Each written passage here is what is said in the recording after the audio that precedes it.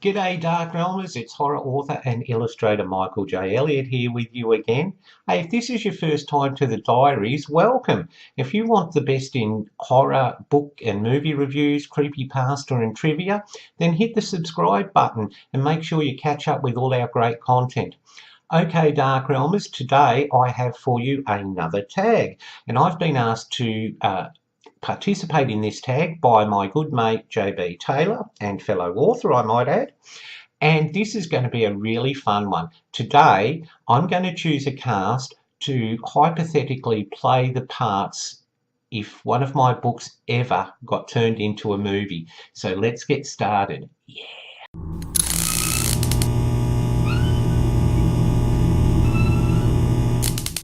Okay, Darkrealmers, well, this tag wasn't as easy as I thought it was going to be, and I'll tell you why.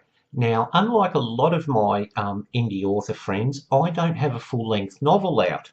I am working on one, and it's called Sprinkles, and it's about a child who gets bullied as a young boy, and he grows up as a sociopath, and to get his revenge, he basically poisons the children of his childhood tormentors. But that's down the tracks, and I can't even reveal the cover at the moment, okay? So I had to have a think, what am I going to do? Now, if I were to sit here and cast actors and actresses for each story in either my collection Portraits of Dread or Choice Cuts, A Bite from the Dark Realm, then this video would end up being longer than Gone with the Wind, and you would be bored stupid. And I don't want that, do I? No, I don't. Okay, so what I have chosen is a short story that I think would work, well as a movie. It's something I'm personally very proud of, and I know it's a story that a lot of people who've read it and have left reviews are very taken with. So for all of the Darkrealmers out there wondering about my choice, here we go. Drum roll. Okay, yes, I've chosen Mr. Westacott's Christmas. Now, the reason I can see this as a movie is because it originally was going to be a short film. Now, a few years ago here in Australia, an institution that helps people with mental illnesses wanted people who suffer from mental illness, which I do, to produce a piece of art, and it could be any art, a sculpture, a painting, a story, anything to describe depression, loneliness, anything they were feeling. And I came up with this story, which I thought, great, I've got a background in media, I can film this. Well, that didn't turn out. Now, I would have never realised years and years later it had come back into my head, and I'd write it as a story called Mr. Westacott's Christmas. And by then, of course, it wasn't meant as a project for, helping people with mental illness or anything, but I just could not believe the reaction this little story had. It's just blown me away. People have gone, oh my God, this is just so, intense, and so forth. And so I'm very, very proud of that, the reviews it's received, the positive reaction. And so for this story, I thought this would make a good movie, okay? Now, in the story, I've basically talked about Bernie Westacott and his later years. Now, Bernie Westacott is, he's, at the time of the story, he's just 60-ish, okay, but he's kept his looks, he's kept his age really well. He's like 60 is the new 50, so that's what he's basically like. And his wife Jean, she's passed away from ovarian cancer, and Bernie, because of his past, which I touch on in the story, is a bit of a loner. His father never took much of an interest in him because he's an only child too. And his mother had a mental illness, and she could either be all gushing and flowing all over him, or she'd be cold and distant. So he was very sort of unsure, and his social development was a little bit stunted. So he's a bit of a loner. He's not antisocial. He loves, being with people when there's people around that sit down and chat to him and everything like that. But he based a lot of his life around his wife Jean, and when she passed away, there was a big void in his life. Now, he, to give you a bit of background on it, because he spent a lot of time by himself, at home, the only other outlet he had, he'd go to his grandmother's and she'd talk to him about all different things. And his other outlet was he loved the movies, okay? He was I based him a little bit on me there. And whenever he got the chance, and the money, he would go to the movies. And in the story, he has a budgie called Mr. Perkins, who's named after, yes, Anthony Perkins. Okay, so that gives us a little bit of background on him there. Now, I took the story from, after Jean had been gone for a little while and Christmas was approaching. And but I also touched on how they met and his work life and things like that. So for the current part of Bernie's life, I had to really think about who would fit the role, okay? And when I first thought about this a while back, when someone asked this question in our author group, the first people I thought of without any hesitation was Geoffrey Palmer and Dame Judi Dench. And then the more I thought about it, I love them to death. They work so well together, but they are looking a bit past the age that Bernie and Jean would be. And no disrespect, but, Geoffrey Palmer's now 80, and Dame Judi Dench is, I think, in her 70s or so forth. So I needed someone a bit younger looking. And the actor I picked to play Bernie Westacott was one of my favourite actors, British actors, and that's Robson Green. Now, if you haven't ever seen Robson Green, he is great because he can turn his hand to a lot of different roles, comedy, drama. But the first thing I ever caught him in was a fantastic series called Wire in the Blood. And he plays a psychiatrist who deals with profiling serial killers. And it's absolutely chilling. It's an absolutely chilling series.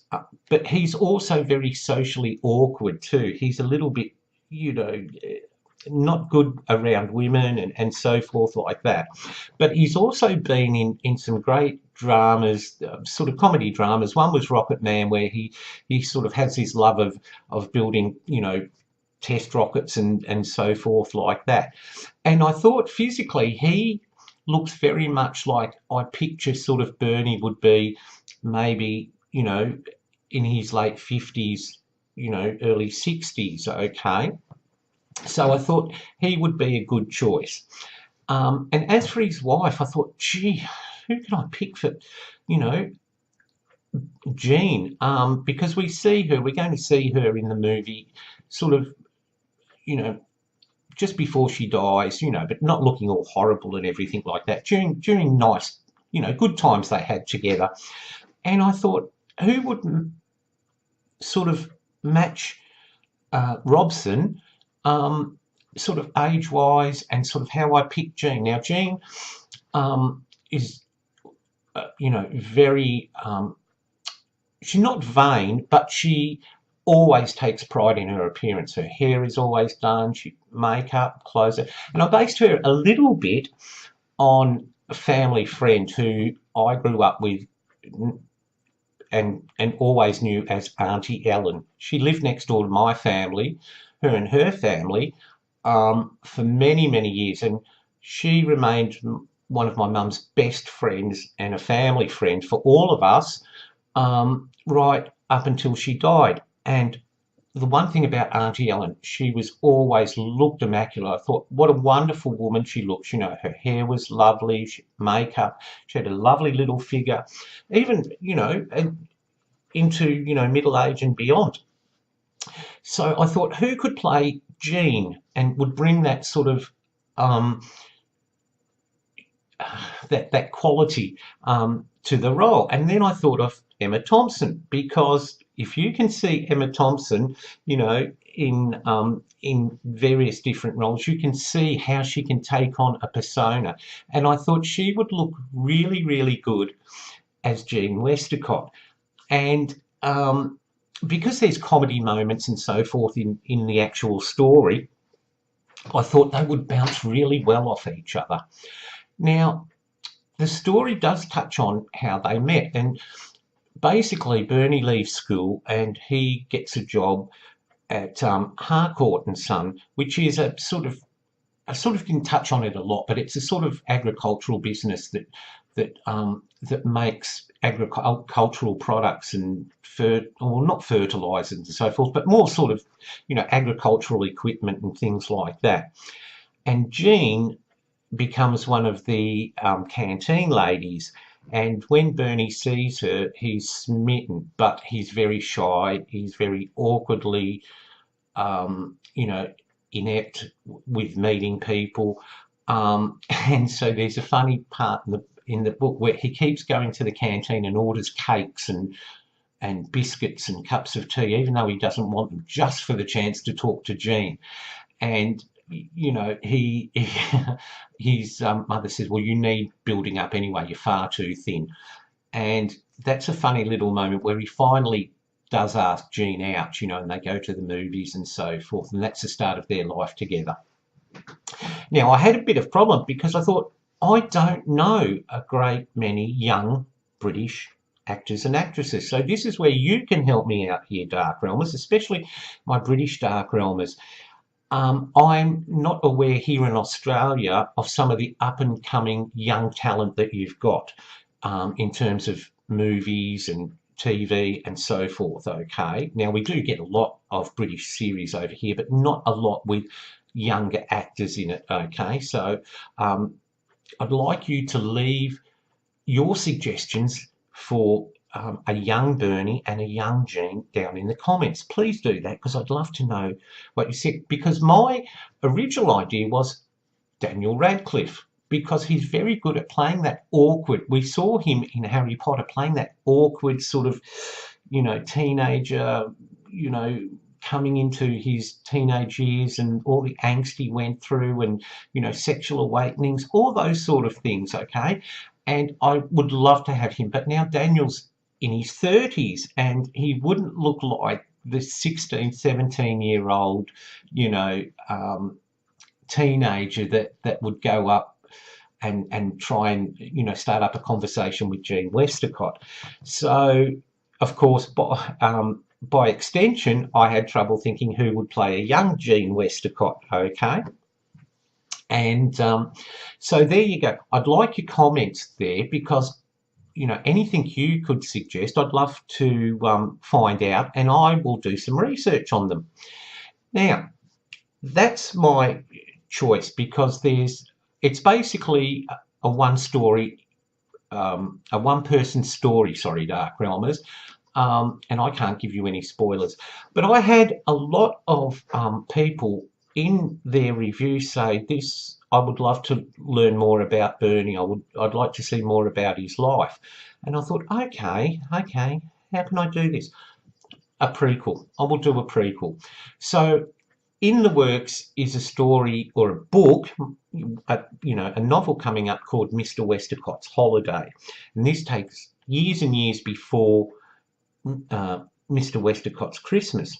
And it's a supernatural thriller, and it's about because in the story, one of the regrets that that came through was that Jean and Bernie couldn't have children. Now, they did foster children, and that brought them a lot of joy.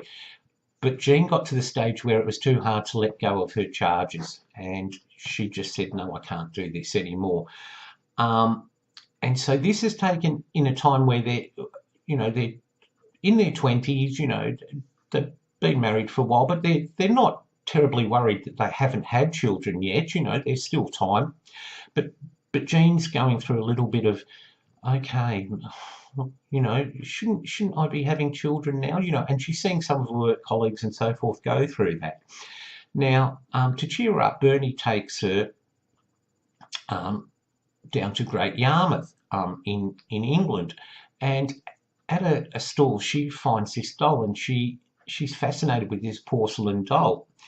Well, the backstory, because there's two time periods, 1910, around that time, and 1970, Bernie and Jean's time. Well, the doll belonged to a young girl who died in a house by her abusive father. She wasn't murdered or anything like that. I won't give you any plot details, but the story revolves around Jean's longing for children. Her desire. She puts all her affections into this doll, and that acts like a connection between this dead child and Jean, and how Jean slowly transforms and changes personality-wise. So that's coming up in the works, and I'm looking forward to bringing that to you, Dark Realmers. But there you go. That's my choice for what book I would like to see turned into a movie. And I want to thank J.B. Taylor of Taylor Talks for tagging me in this and giving me the opportunity to tell you about Mr. Westacott's Christmas. Now, if I've in any way, shape or form piqued your interest about the story, there are links below where you can actually buy the story on Amazon and Smashwords and check it out for yourself. So a big thank you to JB, and also to Dark Realmers. If you haven't checked out JB's channel, please do so, because he does some great author interviews. He does some great book reviews, science fiction, horror, everything. He doesn't limit himself, and he's really good in the way he gets to the heart of the matter. So there you go. All right, Dark Realmers, well, I won't bore you anymore. Well, I hope I haven't bored you, really. Okay, so there you go. Thank you so much for watching me and taking part in this book tag. Okay, I'll be around again very, very soon with another movie review for you. I've got some great ones coming up, and thankfully, after a few turkeys, I found some really good ones that I've watched that you will love, okay? So I'll say stay in the light, even though it's a book tag and you really don't need to. But anyway, stay in the light, Dark Realmers, and I'll see you again very, very soon. So till then, bye for now.